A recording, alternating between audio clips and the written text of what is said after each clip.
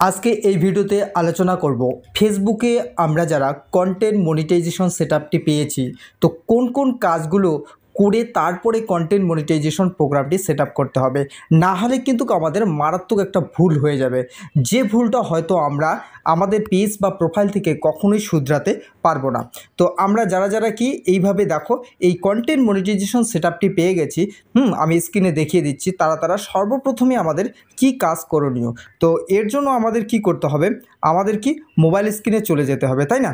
তো মোবাইল স্ক্রিনে গিয়ে আমরা কি আমাদের যে ফেসবুক অ্যাপ্লিকেশনটি আছে সেই ফেসবুক অ্যাপ্লিকেশনটিকে কিন্তু আমাদের কি করতে হবে, ওপেন করতে হবে, তাই না?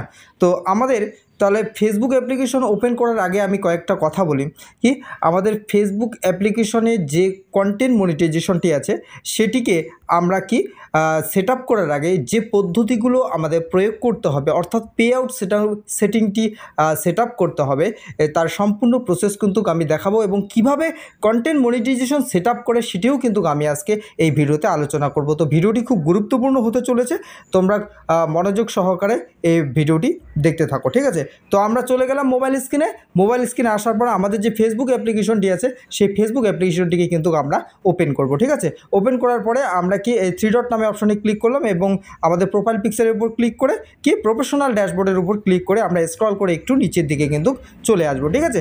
তো নিচের দিকে চলে আসার পরে আমরা এখানে দেখতে পাচ্ছি আমরা মনিটাইজেশনের ঘরে প্রথমে লেখা আছে পে আউটস, ঠিক আছে? এবং পরে দেখো এই যে কন্টেন্ট মনিটাইজেশন সেটআপটি কিন্তু আমরা পেয়ে গেছি। তো আমরা কি করব, পে আউটের উপর কিন্তু ক্লিক করব। পে আউটের উপর ক্লিক করে আমরা এখানে দেখব আমাদের কোনো সেটআপ করতে বলছে কিনা, ঠিক আছে?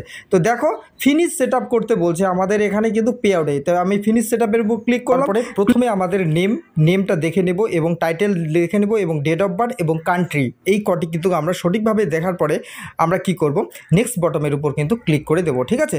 তো নেক্সট বটমের উপর ক্লিক করে দিলে আমাদের পরবর্তী পেজে নিয়ে যাবে। প্রথমে কি দেখাচ্ছে আমাদের এখানে কান্ট্রি এবং কি দেখাচ্ছে বিজনেস টাইপ। এই বিজনেস টাইপটা কিন্তু ইন্ডিভিজুয়াল দিবে, তোমরা যদি ইন্ডিয়ার থেকে দেখো ইন্ডিয়া দেবে এবং বাংলাদেশ থেকে দেখলে বাংলাদেশ করে এখানে কিন্তু নেক্সট বটমের উপর কিন্তু ক্লিক করে দিতে হবে, ঠিক আছে? তো নেক্সট বটমের উপর ক্লিক করে দেওয়ার পরে নতুন একটি ইন্টারফেস আমাদের সামনে শো করবে। প্রথমে বলছে কি আমাদের নেমটা অবশ্যই দেখে নিতে হবে, হ্যাঁ নেমটা আমাদের কি আছে এবং মিডিল নেম যদি থেকে থাকে তাহলে মিডিল নেম দেবে এবং লাস্টে কি দিবে তোমরা, লাস্টে টাইটেল দেওয়ার পরে আবার একটু স্ক্রল করে উপরের দিকে চলে যাওয়ার পরে কি ডেট অফ বার্থ দিবে তোমরা, তারপরে হচ্ছে প্রাইমারি অ্যাড্রেস, তোমাদের যে প্রাইমারি অ্যাড্রেস আছে সেটা দিয়ে দিবে এবং তারপরে কি আছে সিটি আছে, সিটিটা অবশ্যই দেবে। সিটিটা দেওয়ার পরে কি তোমার হচ্ছে এরপরে তোমরা যে জায়গা থেকে বিলং করে সেটি দিবে, দেওয়ার পরে স্ক্রল করে একটু উপরের দিকে নিয়ে যাবে এবং পিনকোড দিবে অবশ্যই, ঠিক আছে? তারপরে ফোন নাম্বার দিবে এবং জিমেল অ্যাড্রেস একটা অবশ্যই এখানে প্রয়োজন, সেই জিমেল অ্যাড্রেসটা দিবে এবং লাস্টে যে ইম্পর্টেন্ট প্যান নাম্বারটা সেটি দেওয়ার পরে কি আমরা সম্পূর্ণ প্রসেসটা আর একটু ভালো করে দেখে নেব, ঠিক আছে? এভাবে দেখার পরে যদি আমাদের সমস্ত কিছু ঠিক থাকে তাহলে কি করব, আমরা একটু স্ক্রল করে উপরে ক্লিক করে এই বক্সের উপর ক্লিক করে নেক্সটের উপর কিন্তু আমরা ক্লিক করে দেব, ঠিক আছে? তো আমি নেক্সটের উপর ক্লিক করে দিলাম, দেওয়ার পরে আমাদের সামনে নতুন একটি ইন্টারফেস এরকম করে কিন্তু খুলে যাবে এবং আমাদের যদি পে আউট আগের থেকেই বানানো থাকে তাহলে কিন্তু এরকম করে শো করবে। তো আমি এটাতে ক্লিক করে আমি লিঙ্ক পে আউট মেথড যে আছে সেখানে কিন্তু ক্লিক করে দেবো। কিন্তু এখানে সবাই ভুল করে, কেউ ভুল করে যে এখানে কিন্তু আরও 2-3টা কারো পে আউট অ্যাকাউন্ট বানানো থাকে, তখন কি যে ফেসবুক আন্ডারে এই পে আউটটি বানানো থাকে না তার উপর কিন্তু তারা ক্লিক করে দেয়, এটা কিন্তু মারাত্মক একটি ভুল। এবং আমি লিঙ্ক পে আউটের উপর ক্লিক করে দিলাম, ঠিক আছে?